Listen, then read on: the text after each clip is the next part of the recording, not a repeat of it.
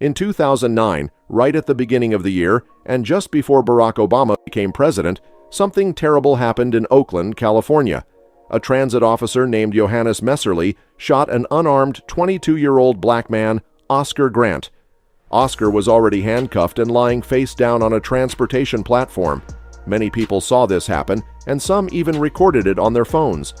Afterward, lots of people in Oakland, especially black people, got very upset and angry. They went out on the streets to protest and ask for justice. Maybe this outrage would have happened anyway, but Oscar Grant's brutal death hit hard. It was just weeks before the first black president, Barack Obama, took office. People in California were used to police being violent, but the whole country thought things would get better after electing a black president. The hope of 2008 feels far away now. Oscar Grant's family led a movement around the Bay Area to push for charges against the officer, Johannes Messerly. They organized protests, marches, meetings, and public talks. Their efforts led officials to charge Messerly with murder. This was the first time in 15 years that a California police officer faced trial for killing someone while on duty. In the end, Messerly, who was found guilty of involuntary manslaughter, only spent less than a year in prison. The local movement showed what was about to happen. As for President Obama, he wasn't quite like the hopeful candidate who made his campaign feel like a movement. Many had hoped for a lot, especially black people, but they ended up being more disappointed than they expected. At the start of his time as president, when the recession was hitting black communities hard, there was tension between the black president and his supporters. Black people were facing a big economic crisis, with wealth disappearing and unemployment going up. Civil rights leaders asked Obama if he would create policies to help black people get jobs. He said his job as president was to help all Americans, and he focused on policies that would benefit the most people and let them achieve their dreams. Despite the disappointing response, his approval ratings didn't drop. In 2011, even though black unemployment was high, 86% of black Americans approved of how he was doing overall. However, 56% felt he wasn't doing well overseeing Wall Street and big banks. For black people, Obama's time as president was marked by his hesitance to address racial discrimination, which affected his recovery efforts. He was more outspoken when criticizing black behavior based on harmful stereotypes like parenting, diet, and habits. It's not fair to focus on poor black people without talking about how the criminal justice system unfairly affects black families. Obama talked about absent black fathers without mentioning how unequal arrests and sentences contribute to missing black men. Not many discussions about Obama's campaign talked about fixing the criminal justice system that targets black people. There are 1 million incarcerated black Americans, and 1 in 4 young black men is part of the criminal justice system. During his first term, Obama didn't focus much on problems with law enforcement and imprisonment.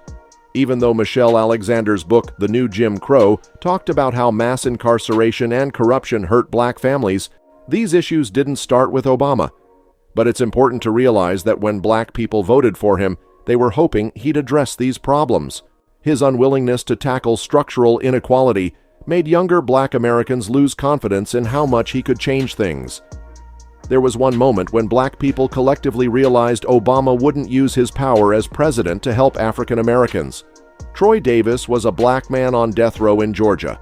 Many believed he was wrongly convicted, and he faced execution in 2011 for a crime he didn't commit. He and his sister, Martina Davis Correa, had worked with activists against the death penalty for years. By September 2011, there was a big global effort to save him. People protested worldwide, important people supported him, and even countries like France and Germany asked the U.S. to stop the execution. Amnesty International and former FBI Director William Sessions also joined the call to stop it. A senator in Georgia urged the execution team not to go through with it. The goal was to make it hard for the immoral execution to happen. As Troy Davis's execution date approached on September 20th, people worldwide hoped Obama would take action, but he didn't. He didn't even speak about it himself. His spokesperson did. They said it wasn't right for the president to interfere in a state's legal case. It was a moment when people realized that even though Obama could have helped, he chose not to. This was an eye-opener for Generation O, showing the limits of black presidential power. The protests against Davis's execution were meaningful. The day after Georgia executed him, Amnesty International and the Campaign Against the Death Penalty organized protests. Over 1,000 people marched and even went to a place called Occupy Wall Street. The killing of Trayvon Martin in Sanford, Florida in 2012 was a turning point, much like the murder of Emmett Till 57 years earlier. Trayvon Martin's death shattered the idea that the U.S. was beyond racism, just like Till's murder showed the world the ugly racism in the U.S. back in 1955. Till was a young boy lynched by white men for a made-up racial reason. His mother, Mamie, had an open casket funeral to reveal the brutality. Trayvon was killed for simply walking home, wearing a hoodie, and being on the phone. George Zimmerman, who later became infamous, was seen then as someone wanting to be a security guard.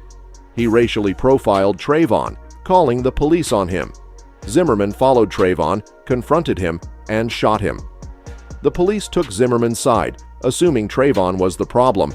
They didn't even properly identify him or investigate his side of the story. Trayvon Martin's unjust killing sparked protests across the nation after it was revealed that he was a victim of unlawful violence. The demand was clear: arrest George Zimmerman for Trayvon's murder. The anger was driven partly by the unfair double standard.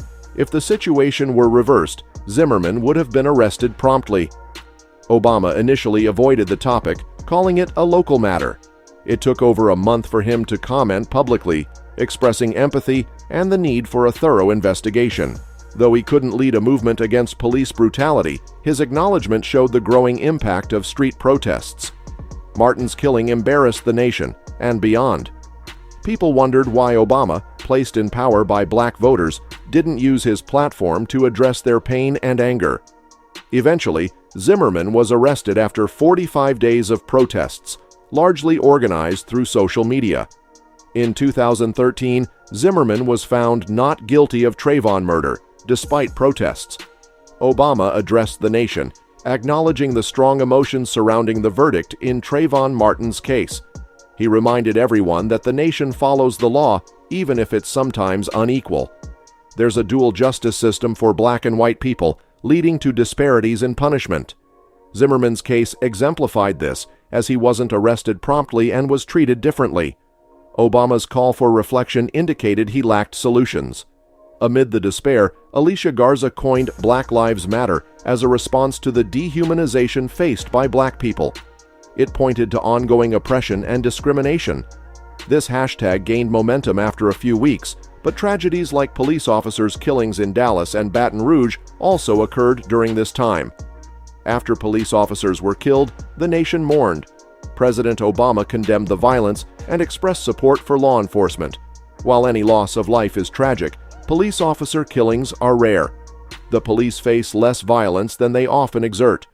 Obama's letter to law enforcement portrayed them as heroes, shielding them from accountability and reform. He highlighted their concern for civilian safety. When President Obama addressed police officers, he mentioned how they see civilians as their own families and risk their lives for them. However, this overlooks cases like Freddie Gray, Michael Brown, Rekia Boyd, and Ayanna Stanley Jones. The letter praised police for protecting citizens, but incidents like Daniel Holtzclaw's assaults on women challenged this view. Obama mentioned Ferguson's militarized response to protests, but didn't address the frequent deaths and fear among black people due to split-second decisions. The question is why these decisions often lead to harm or death for black individuals. In a nutshell, President Obama's presidency was a mix of hope and letdown for the black community. His response to racial issues showed both his limitations and the need for ongoing change. If you found this discussion valuable, please subscribe, like, and share. We appreciate your engagement and look forward to more conversations on important topics. See ya!